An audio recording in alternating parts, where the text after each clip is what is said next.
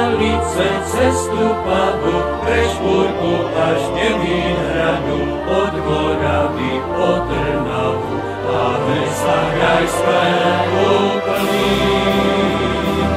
Vedný jak hrad Vajštúrský, stráži kraj podtatranský.